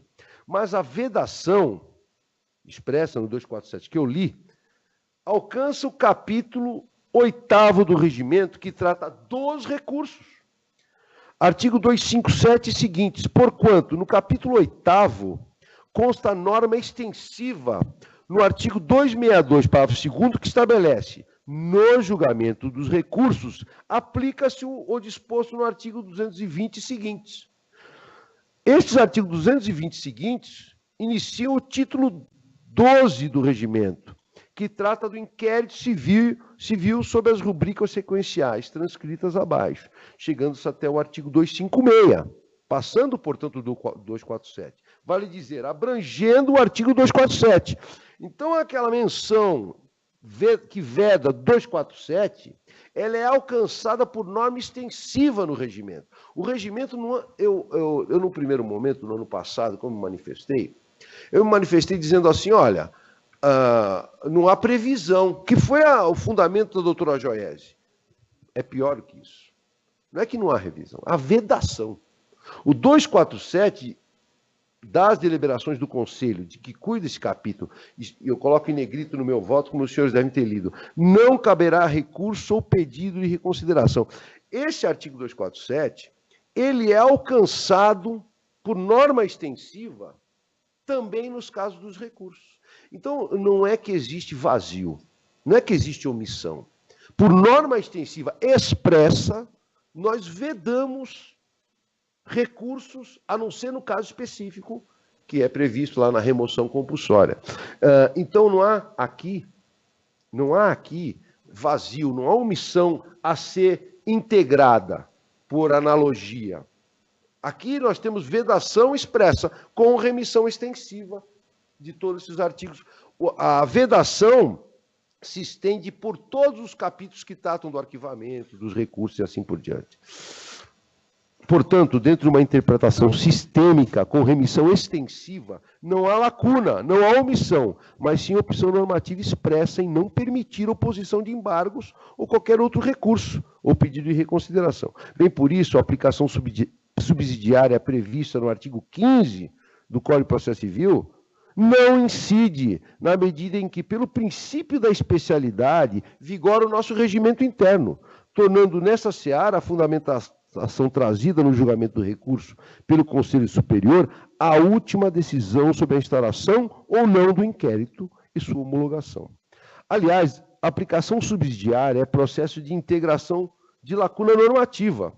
A função integrativa do direito por intermédio dos institutos dos costumes, analogia e princípios gerais só se faz possível se constatado vazio não observado em caso. Optou-se, pois, expressamente pela não oposição dos embargos, como visto acima. Mas mesmo que a opção não fosse expressa, nos parece que mesmo assim não seria o caso de aplicação subsidiária. Afinal, a partir do momento que o regimento interno prevê para uma única hipótese os embargos de declaração, como anotado no R voto de relatoria, fica subentendido que se fez a opção para nos outros casos não permitir a interposição. Foi uma escolha, não lapso ou omissão. Em sendo assim, por vedação do regimento, não se verifica um dos pressupostos de admissibilidade recursal, o cabimento. Cito uma doutrina aqui, uma linha só. O preenchimento do requisito do cabimento, como nós sabemos, o preenchimento do requisito do cabimento exige que o pronunciamento seja recorrível. Aqui não é recorrível, conforme acabei de esclarecer. No caso, não é recorrível. Daí porque os embargos não devem ser conhecidos, aplicando-se o princípio da taxatividade, posto que, como comenta Nelson Neri Júnior, não foi deixada ao alvedrio das partes a possibilidade de criação de recursos para exercitarem o inconformismo. A vedação à criação de novos recursos é fruto da adoção do princípio da taxatividade, segundo o qual somente são considerados como tais aqueles designados em números clausulos. Aliás, no campo da conjectura deste relator, sobre a mens lege da não previsão, ou mais da proibição de outros recursos, dentre eles os embargos de declaração, pós-julgamento dos recursos previstos, arrisco-me, sob possibilidade de errar, arrisco-me a enveredar pelo intuito normativo do regimento interno do nosso Conselho de preservação do interesse público da ágil investigação dentro do inquérito civil. Isso porque, como é cediço, a instauração do inquérito civil cabe interposição de recurso, ou melhor, da instauração. E este tem efeito suspensivo, conforme a lei orgânica do Ministério Público, artigo 108. Da instauração do inquérito civil caberá recurso do interessado ao Conselho Superior com efeito suspensivo. Portanto, caso venhamos a permitir a oposição de embargos de declaração, estaremos prolongando esse efeito suspensivo, pois, conquanto de sua interposição não advém efeito suspensivo dos embargos, causam os embargos efeito interruptivo, artigo 1026 do Código Civil, e na prática prolongarão o desfecho da decisão neste Conselho, alongando o prazo suspensivo em detrimento da investigação realizada no bojo do inquérito civil, vale dizer, mantendo os autos do inquérito neste colegiado. Esse prolongamento pode ser longo e prejudicial, uma vez que, como é de conhecimento, possível a oposição dos embargos de declaração da decisão que julga embargo de declaração. Nós cairíamos num cadafalso aqui da seguinte forma: o recurso, o interposto recurso e que suspenda a instauração do inquérito, no julgamento, embargo de declaração. Teríamos que julgar o embargo. Quando nós decidimos, outro embargo de declaração. Olha a situação. Meses se passariam e a origem não retornaria esse inquérito para lá. É possível, eu cito aqui a possibilidade citada pelo Nelson Neri de embargos em cima de embargos de declaração. Enfim, o risco de paralisia da investigação é grande, merecendo ainda a transcrição da sequência da doutrina acima para verificar ser possível até mesmo procrastinar na volta dos autos e apuração na origem. Abro aspas para o Nelson Neri e Rosa Neri. Pelo mesmo raciocínio, são interponíveis, segundo terceiros e quartos embargos de declaração. Imagina. Quando ocorrer uma das situações aqui mencionadas que autorizam a renovação dos embargos de declaração, a lista dele lá, vai caber embargo de declaração de tudo. E com uma agravante a ser considerada, o sistema criado e aperfeiçoado frente ao Código Buzaide, de 73, pelo novo Código de Processo Civil, nos parágrafos 1026, consistente na aplicação de multas ao embargante por interposição de embargos protelatórios, não é assim que os desembargadores fazem? Se começar a protelar com embargo de declaração, não poderá ser aqui utilizado, vez que é impossível a analogia, aplicação subsidiária, em malam partem. Nós não vamos poder pegar o sistema de multa de lá e aplicar aqui. Não tem previsão. Em malam partem, não vamos aplicar a analogia. Conclusão. A vedação expressa ou implícita não previsão no regimento, somada à possibilidade de verificação de prejuízo à investigação do Ministério Público, com alongamento da suspensão do trâmite do inquérito civil, a nosso juízo, impedem o conhecimento dos embargos de declaração. Aliás, mutatis mutandis, foram esses os motivos considerados por esse egrégio colegiado em 8 de maio de 2018, quando, por maioria de votos, se decidiu pelo não conhecimento dos embargos de declaração. Naquela oportunidade, conforme cópias que neste ato faço juntado aos autos, em voto condutor também da ilustre conselheira relatora, doutora Joiese, e pronunciamento desse subscritor na sessão, naquela oportunidade, que me recordo, eu apresentei voto oral. O Conselho Superior do Ministério Público, por 6 votos a 3, não conheceu dos embargos de declaração. Salvo o melhor juízo, o precedente merece confirmação com o não conhecimento dos embargos de declaração. Porém, prestigiando-se o princípio da eventualidade, caso seja conhecido o recurso, no mérito acompanhe o posicionamento dos ilustres conselheiros que já votaram.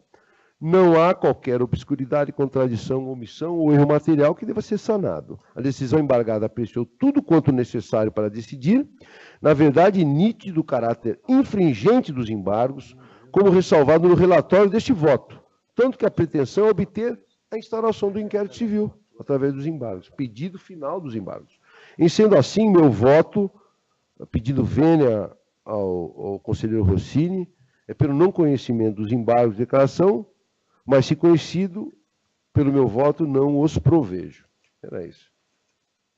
Esse é o meu voto. Bom, faremos votação nominal, né?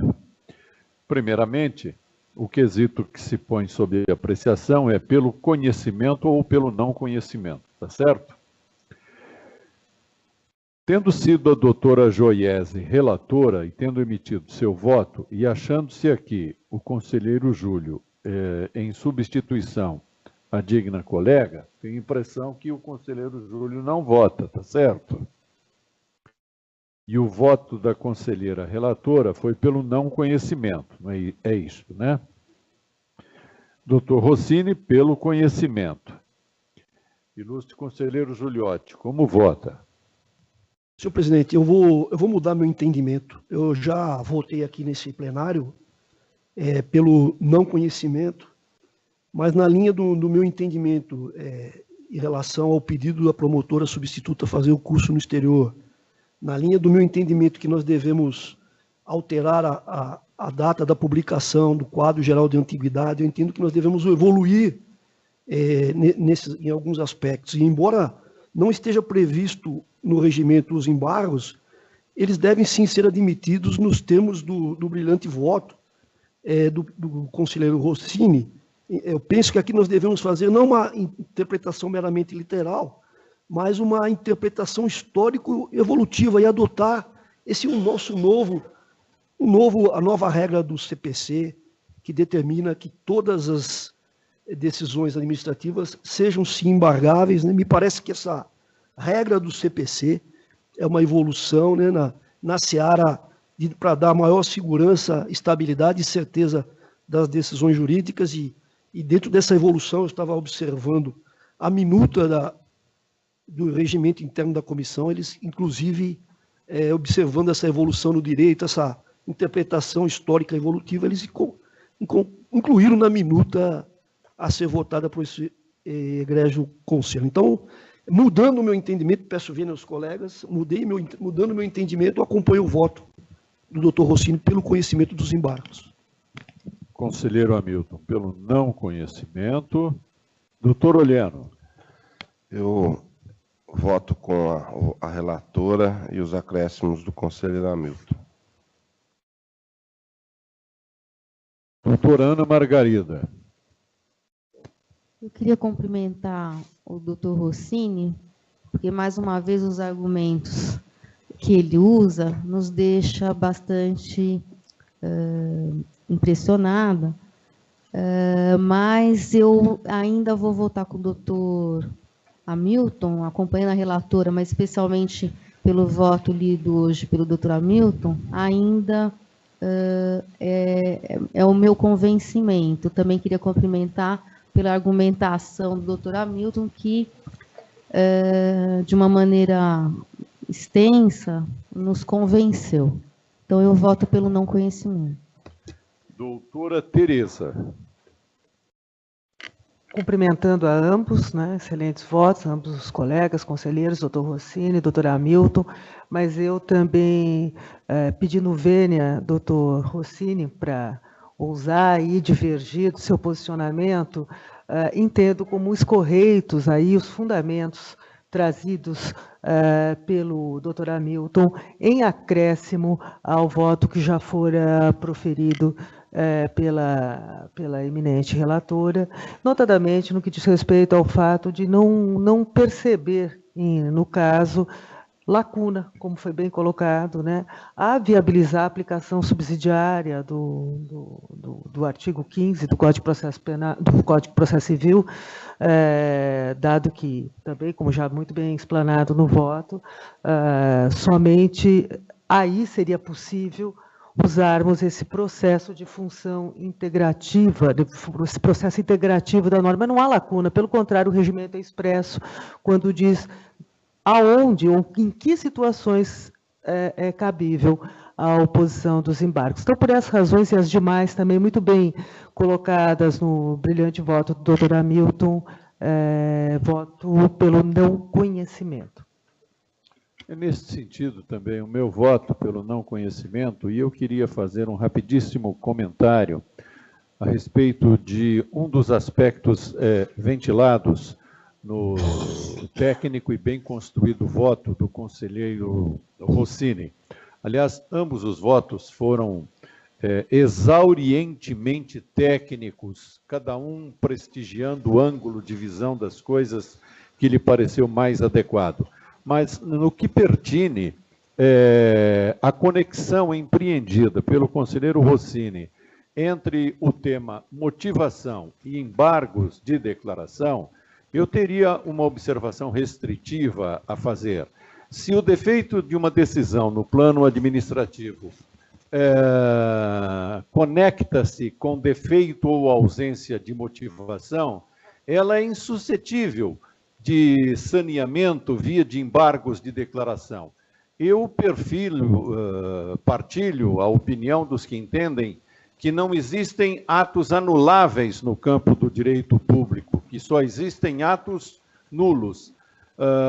Nos atos marcadamente vinculados, ou seja, aqueles em que o requisito da motivação é necessário, em não tendo havido motivação, ou tendo havido motivação equivocada, de algum modo, os embargos não teriam o poder, a eficácia de ajustar o ato a um patamar de compatibilidade com a lei. A hipótese seria de declaração de invalidade com efeitos ex tunc, o que não pode ser feito via de embargos, cujo precípuo desiderato, como nós sabemos, é o aclaramento das situações obscuras e ou contraditórias. Com esta única observação, a respeito de um aspecto bem fragmentário do indiscutivelmente bem construído voto, eu acompanho a conselheira Joiese com os adendos e os acréscimos do conselheiro Hamilton.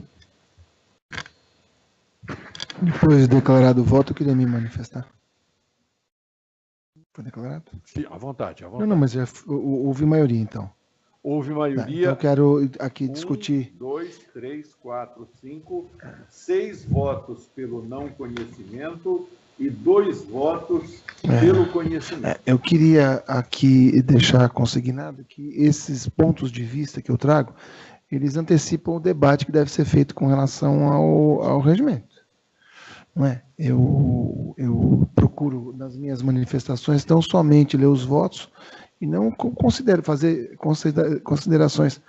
E, já que o regimento não permite também digamos assim, uma reconvenção, por exemplo, o argumento, e faço depois da votação, até pelo amor ao debate, o argumento ad terrorem de que isso procrastinaria, os embargos procrastinariam ad infinitum o debate, ele tem que ser enfrentado por outra seara. E aí eu me volto a Vossa Excelência, que é membro nato do Colégio de Procuradores. Por quê? Porque já passou o tempo de se enfrentar a questão do efeito suspensivo aos recursos dados pelo ato 484. Entendeu? Então, nós estamos discutindo aqui alguma coisa que deve ser discutida lá. Porque se dá efeito suspensivo a todo e qualquer recurso, o efeito procrastinatório não é nesse conselho, e sim na origem.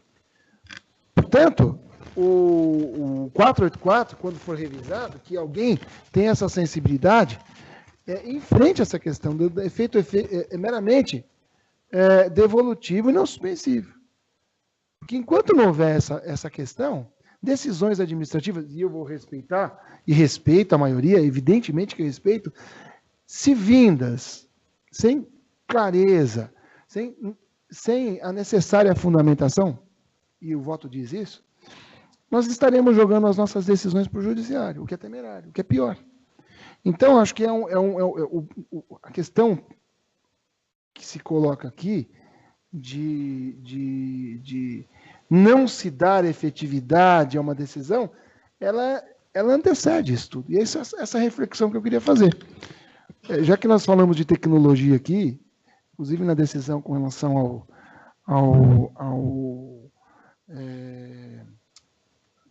a lista de antiguidade, ela também tem que ser enfrentada na questão do procedimento. Afinal de contas, hoje, recebermos aqui autos físicos vai numa contradição absurda. O promotor poderia imediatamente comunicar e esse conselho enfrentar a questão do efeito suspensivo já de antemão, porque é principiológico. Mas é por amor ao debate que eu faço. E também em memória e honra do conselheiro Eduardo Del Campo, que não está aqui, porque o voto é dele. E eu tenho que deixar claro isso. Eu aderi lá atrás ao voto dele e fiz questão de reiterar e fico feliz de ter convencido o doutor Pedro Giuliotti, né, no sentido de mudar o posicionamento. É louvável isso. Né? Então, de qualquer modo, eu agradeço a oportunidade de debater aqui. Acho que esses debates eles enriquecem. Também obrigado pelos elogios, que não são muito bem-vindos, porque o trabalho que dá para fazer isso não é pequeno. Antes de passar a palavra a Vossa Excelência, conselheiro Hamilton, e pegando carona na abertura dialética dada pelo ilustre conselheiro Rossini, eu gostaria de fazer também um registro. Eu acho que o nosso sistema normativo interno, que disciplina a discussão e o deslinde de questões de natureza administrativa no nosso Ministério Público de São Paulo, as nossas disposições regimentais, elas têm um viés, a meu juízo, permissivo, ultrademocrático, que, em geral, contribui para alongar, mais do que o que seria desejável, os processos de discussão e debate das questões que são submetidas ao nosso conhecimento. E vou dar um exemplo. O ato 484 recomenda que nos indeferimentos de representação e nas instaurações de inquérito civil, seja dada ciência aos interessados, explicitando-lhes que podem recorrer e o prazo para tanto. Pode parecer antipático o meu posicionamento, mas eu sou visceralmente contra isto, porque tanto quanto a lei em sentido formal e material, os atos administrativos e principalmente os de caráter normativo, uma vez publicados, presumem-se do conhecimento de todos. A presunção juris tantum, e nós não podemos viver sem ela no campo do direito, a presunção juris tantum, que incide no que pertine à publicação e consequente execuibilidade da lei, ela incide também no que pertine aos atos normativos. Muitos procedimentos aqui teriam vida mais curta, tempo melhor aproveitado, se nós não tivéssemos esta postura, que se não é criticável para alguns, é inteiramente prescindível. Presume-se que os advogados, e só estes deveriam ter acesso às sustentações orais aqui, porque só estes têm capacidade postulatória em juízo, presume-se que os advogados se achem adequadamente adestrados do ponto de vista técnico para saberem que uma decisão do Conselho Superior do Ministério Público é impugnável mediante recurso. Tenho absoluta convicção de que a nossa disposição é indutiva de recorribilidade. Estamos trabalhando contra nós próprios no que pertine à produtividade. E me lembrei de comentar rapidamente esse aspecto, não só porque estamos em fase de revisão do nosso regimento, como também a questão foi ventilada pelo ilustre conselheiro Rossini, por Vossa Excelência, no que toca à repetição dos embargos. Enfim, há medidas que efetivamente poderiam ser tomadas aqui com vistas a uma economicidade mais visível do uso do tempo. Era só essa observação. Vossa Excelência tem a palavra. Eu queria, em fecho, né, dizer que nós podemos pensar, e então existe já um projeto de mudança de um regimento, já foi até disponibilizado para todos nós. Eu não cheguei, eu comecei a ler, mas eu não cheguei nesse dispositivo do recurso. E eu estava pensando aqui, se for uma opção normativa nossa, porque hoje eu quando fui esmiuçar o nosso atual regimento, eu vi vedação extensiva. Fala, olha, vai se aplicar tudo o que está lá, e aí chega na vedação do 247, se eu não me engano. Então, nós vedamos. Aí eu faço a seguinte, se nós temos que pensar, mas me parece que se nós viermos a adotar essa mudança da possibilidade expressa de caber embargos de declaração quando dos recursos, eu acho que nós temos que colocar uma ressalva de que não procrastine a investigação na origem. Porque eu fico imaginando um caso de urgência, ao recurso suspende, sobe, e advogados habilidosos, né, entram com embargo de declaração, e o desespero lá na origem do promotor de justiça querendo investigar, e por mais que a gente tente correr, pode chegar um tempo, um mês, sei lá o que pode acontecer em termos de demora com... Então, talvez a gente tenha que fazer um sistema dos embargos de declaração ficar em autos suplementares e descer imediatamente. Teria que ser uma coisa nesse sentido. Então, bem, a adjetivação, não chego a ad terrorem, mas eu vou dizer assim, é realmente assustadora a possibilidade de você brecar uma investigação de interesse público que estaria pulsando, o desespero na origem do promotor e nós podemos ficar com o inquérito aqui suspenso 2, 3 meses. E aí, sabe o que aconteceria?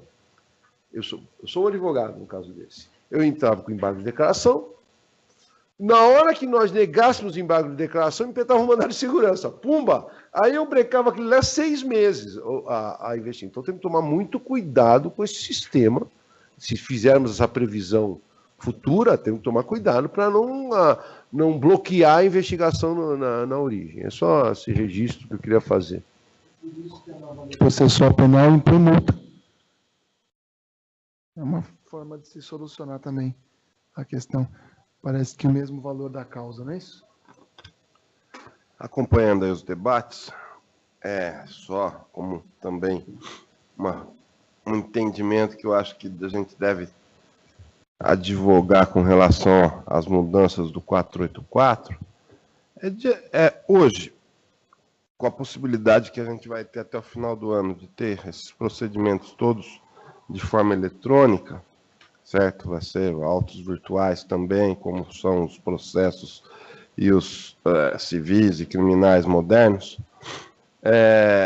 alterar a nossa forma de ver a questão do efeito do recurso, certo? O recurso seria só devolutivo com a possibilidade de quem está recorrendo requerer liminarmente a a suspensão do andamento do processo e isso ser analisado pelo relator assim que o procedimento chegue no Conselho, certo? Porque efetivamente existem casos, e a gente sabe que existem casos em que há necessidade de uma suspensão, sabe? Às vezes a gente tem, os colegas são sempre muito bons, agem todos de boa fé, não sei o quê, mas às vezes há algum exagero numa instauração de um inquérito civil em que haja efetiva um entendimento que pode haver aqui, que tem que suspender mesmo, porque se você pode estar fazendo uma investigação cujas consequências sejam destrutivas demais. Por outro lado, você sempre condicionar a suspensão, certo? Você pode estragar uma prova que está sendo feita, que pode ser imediata e tudo mais. Então, acho que para um aperfeiçoamento, o efeito deveria ser devolutivo, sempre, com a possibilidade de suspensão deferida liminarmente pelo conselheiro relator, pode ser até julgada no mérito pelo plenário e tudo mais, mas sem essa possibilidade efetiva de toda vez que houver recurso contra a instauração ou haver suspensão imediata do inquérito civil. Só isso. Muito obrigado. Muito bem. Antes de encerrarmos a nossa reunião, como sempre eu faço, gostaria de registrar para conhecimento de todos os números expressivos do movimento da Secretaria, lembrando que foram submetidos à publicação do aviso previsto no artigo 228 do Regimento Interno, no dia 20 de maio, nada menos do que 277 protocolados.